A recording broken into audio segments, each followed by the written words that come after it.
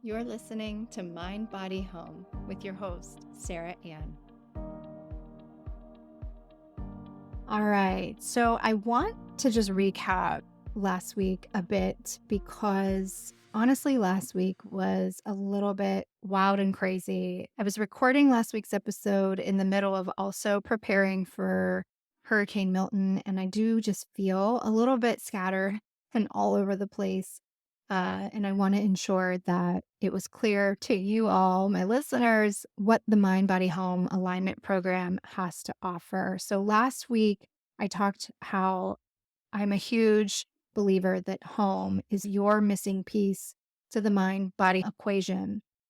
And in the Mind Body Home program, you're going to understand a lot of resources to help you realize that for yourself.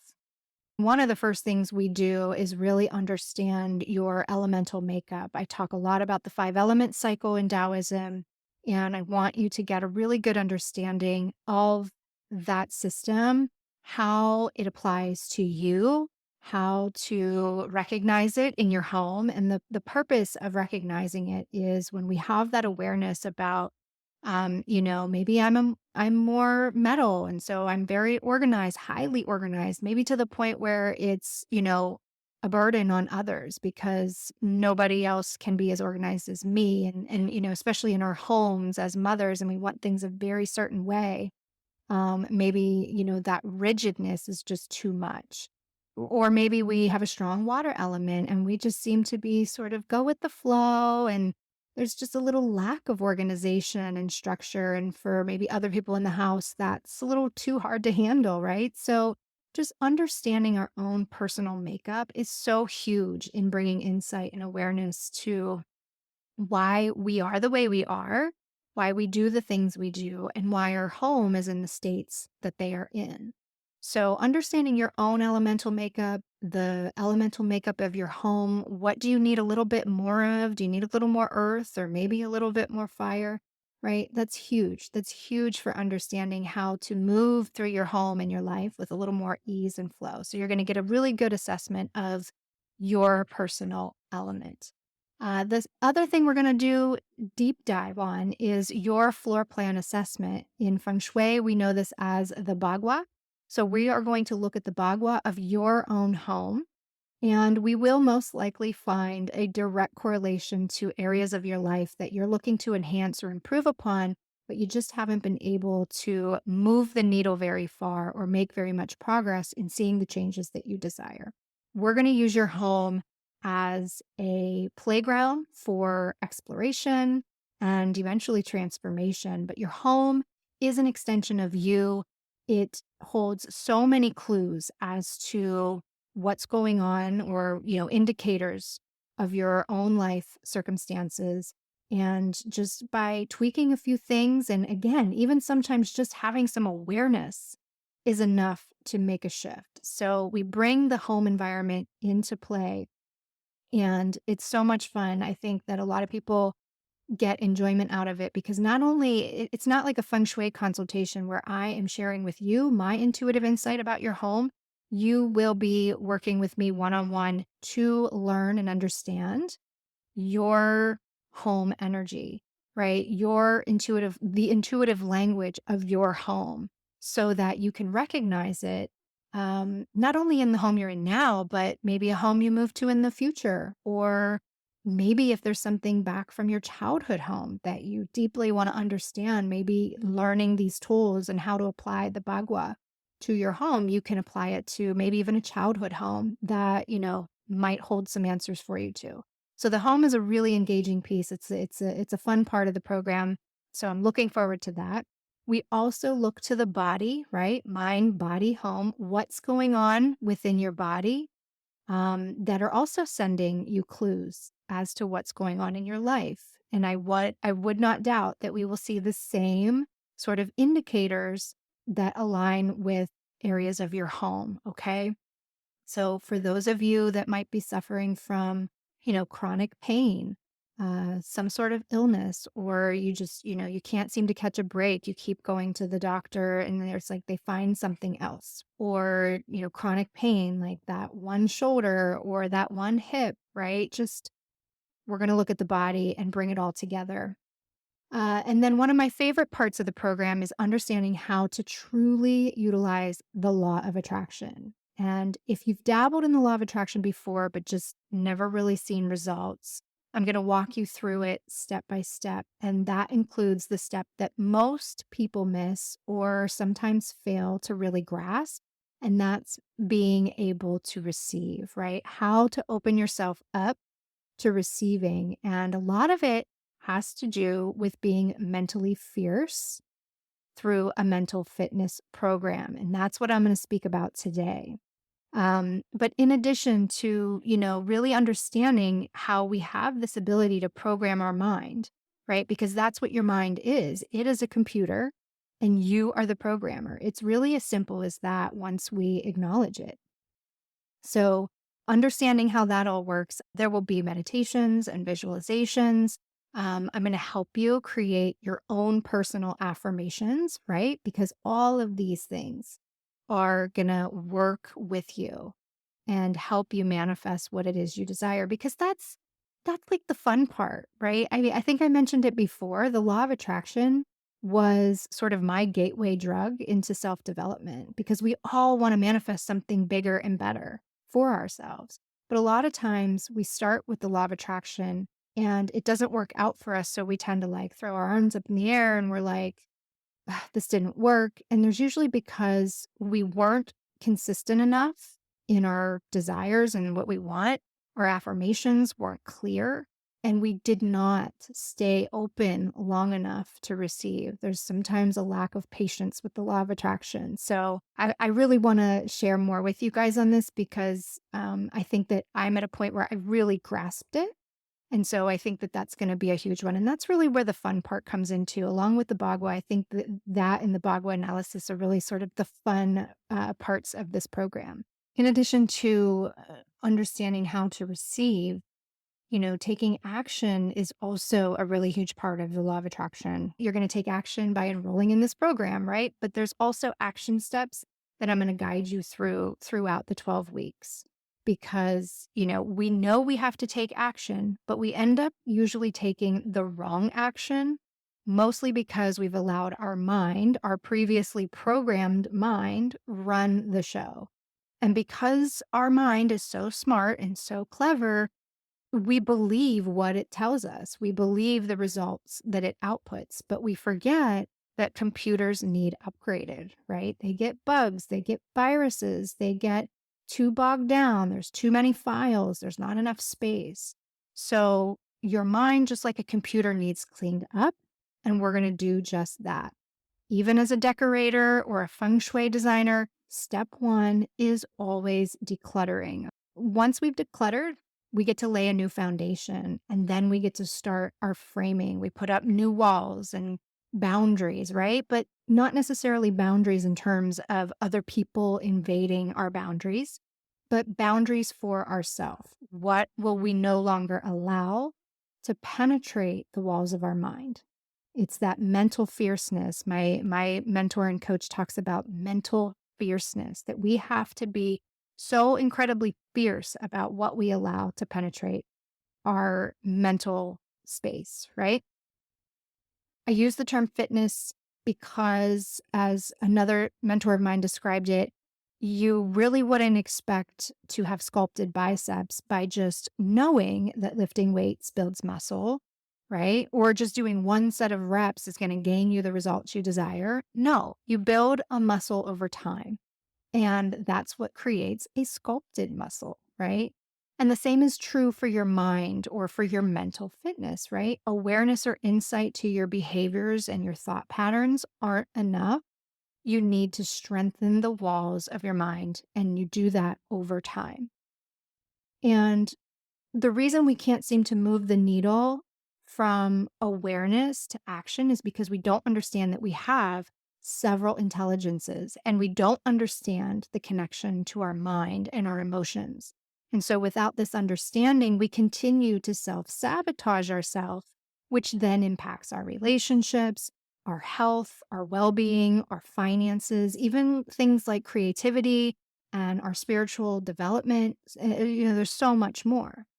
So the mind emotional part is huge because, so many of us grew up not knowing how to manage our emotional states. Sometimes we don't even recognize that we're having an emotion because it's so ingrained in us, right?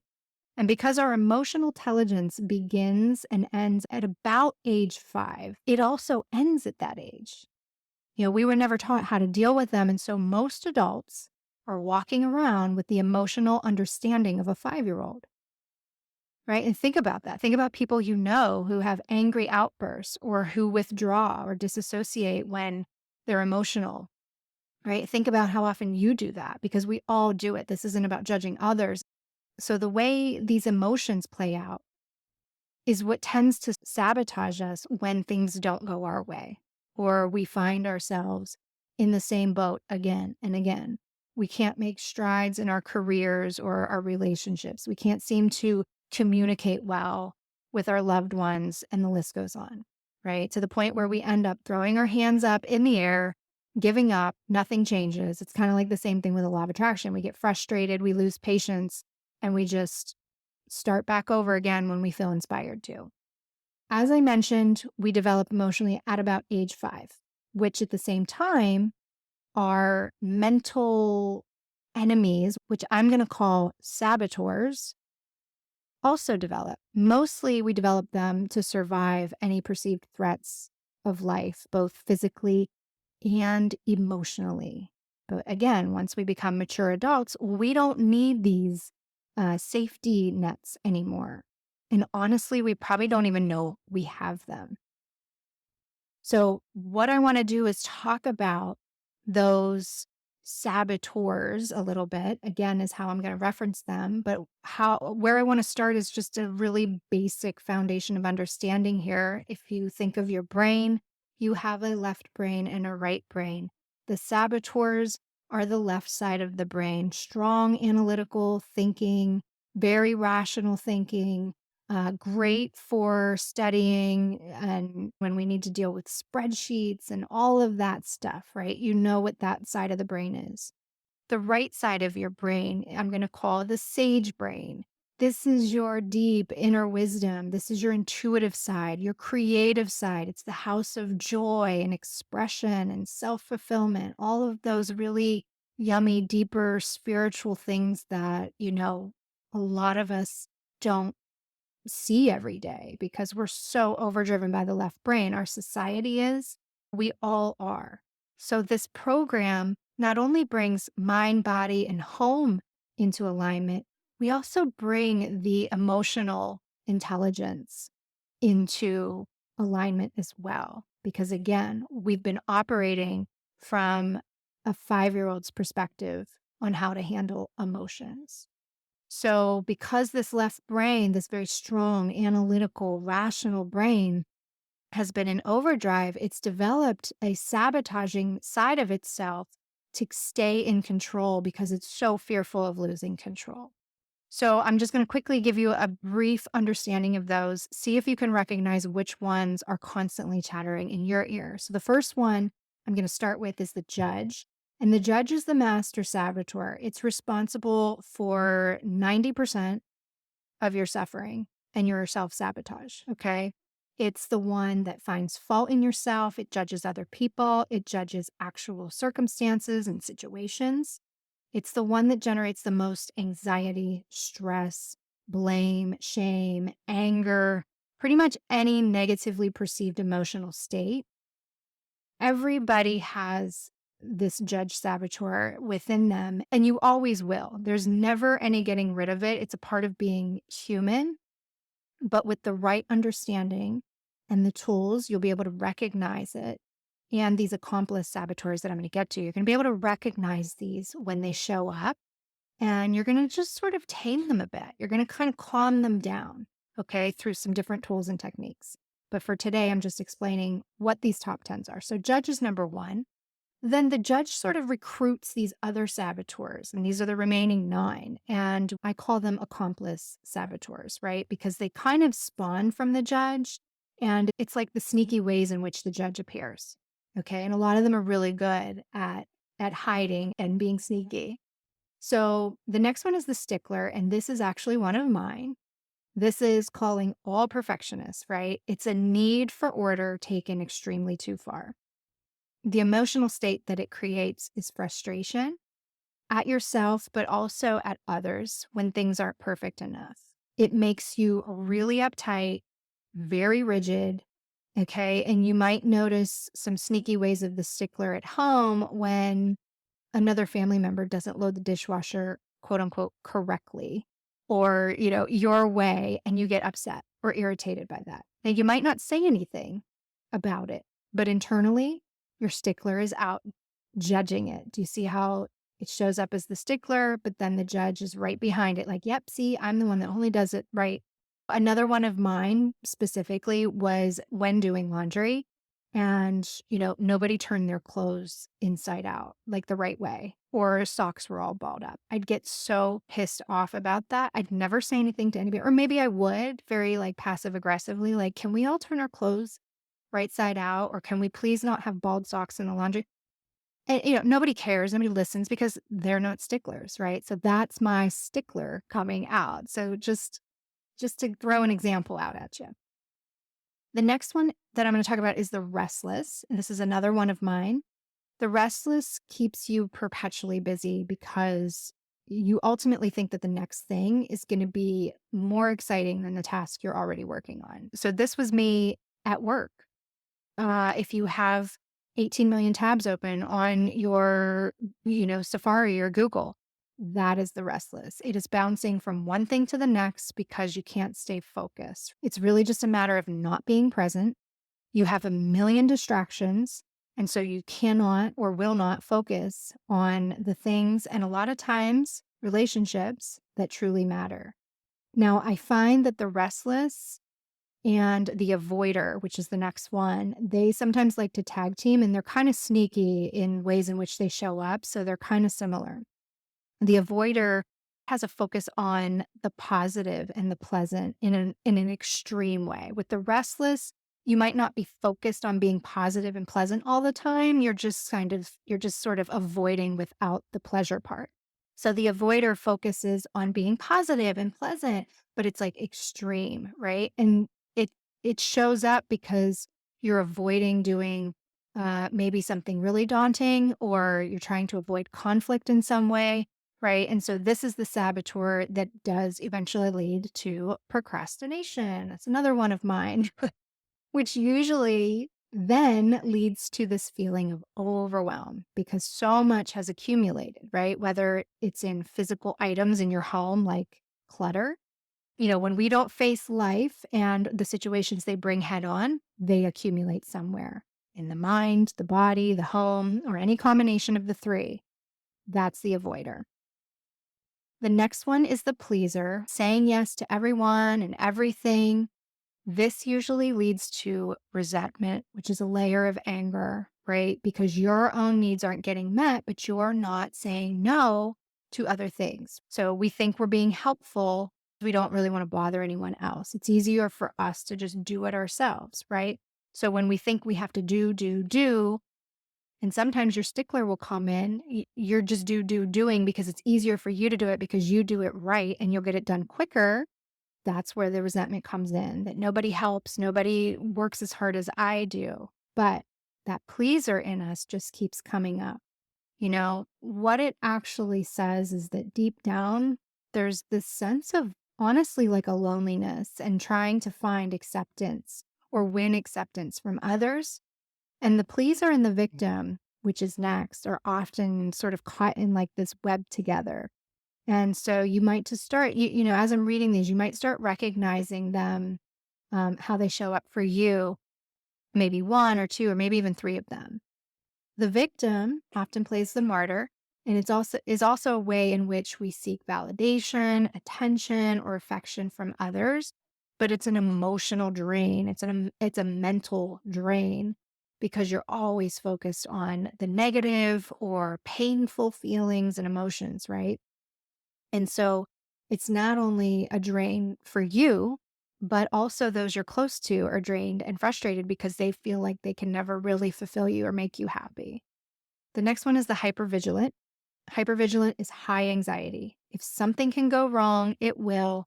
And the hypervigilant truly believes that. And this contributes to a great deal of stress, of course, and never allows your nervous system to fully rest. You are in constant fight or flight. Next is the hyperachiever. There's this drive for overperformance and achievement. It's the driver behind workaholism, and it unfortunately ends up detaching us from our emotional and relational needs. And again, it's the focus here is external validation instead of looking at what's really important on the inside. Then there's the hyper rational, and this is an intense focus on the rational processing of everything. The hyper rational has very little patience for others and their emotions. In fact, the hyper rational thinks that emotions in general are a complete bowl of junk and waste of time. And the hyper rational can be perceived really as intellectually arrogant. Rational thinking is far more superior than emotions. The controller, this one pretty much speaks for itself. It's the constant need to be in control. It is an anxiety driven saboteur that leads to impatience and frustration, usually with others or circumstances in our life. So the need to be in control is also just a very rigid, high stress. You need it done. You need it done now. I want to do it my way, get out of my way type of voice in your head. So those are the top 10. It's really interesting with these saboteurs because even though there's 10 of them, you can sort of start to notice and see the interplay of all of them. And it's really important to note one, we have all of them within us. We just have some that are, a little bit more loud than the others. It's sort of like with the elements. We have a combination of all five elements, but we are driven by one or two, and they may change over time. With the elements, I found myself in a phase of water when I was calling myself a dominant water, and that's not true at all. I'm actually very much a dominant wood, but I was in a water phase. And so I thought, oh, I must be a water. No, just living a water phase of life. And so it's the same thing with these saboteurs. You could be, right now I mentioned I'm a stickler and I'm restless, but I've already through the last, several months of working with these softened a lot of my stickler. And I can be more focused on the task at hand. And so I'm less restless. And so even though I've softened those, then, my controller might peak out a little bit. But the one that's sort of always there is the judge. And that is the one we will tend to work with the most. But I talked, a few minutes ago about building the foundation. So this is step one in laying a new foundation. It's being aware of these saboteurs. And step two is then building upon and energizing our sage muscles, right? Again, that's the right side of our brain. It's intuitive insight, right? We do all this through a mental fitness program. Remember, the sage is the deeper, wiser part of you. The sage has access to empathy and compassion. It allows you to explore more freely with a sense of curiosity. The sage wants you to create new ideas and perspectives, and it helps you navigate a different path, one that's more aligned with your values or your needs or your desires. And the sage helps us take action without distress or interference of the saboteur. So in the Mind Body Home program, we work to quiet or weaken our self-sabotaging tendencies. We then learn to strengthen our sage. And doing both leads us to making better choices, taking different paths, and ultimately living life with less stress, anxiety, and suffering. Because just like that 5-year-old self, your sage has been severely underdeveloped while your saboteur brain has been like running on steroids on autopilot, right? So the practice, the mental fitness piece is really easy and tactical. It's something we can apply to our everyday routines and schedules. And in the program, of course, we're going to dive deeper into what that looks like. But ultimately, it's very simple. And I've coined it the 3 C's. And the first C is catching your saboteur. The second is celebrating the fact that you caught it, because the sage part of you loves celebration, right? Celebration connects us back to joy and fun and other pleasant experiences which reside with the sage. And so you're energizing your sage when you celebrate. So we catch the saboteur, we celebrate that we caught it. And then the last C is choosing a different thought, a different behavior, right? No matter how small, because when we choose something different over and over again, that's what puts your sage brain in autopilot instead of the saboteur. And that's where we sort of help bring the two parts of you into a more balanced state. Finding balance is ultimately the purpose of this podcast and in my work in general. Bringing balance to our system means working with and welcoming all of your elements and all your different intelligences into the whole of your being, into your psyche. Imbalance is a fact of life. There is no such thing as being perfectly balanced because it's all a cycle. That's what the 5 elements teach us. But being aware of when we're out of balance and how to bring ourselves back is what ensures that we get there a little more quickly, with a little less stress, a little less anxiety, overwhelm, irritation, frustration. Like, those are all the big words. I did a huge market research about a month ago, and those were all the words that women, specifically women, were telling me that they felt 90% of the day. The Mind Body Home program can help alleviate all of those symptoms by bringing all of your elements, all of your intelligence, all of you, your body, your mind, your home, bringing it all back to a balanced state.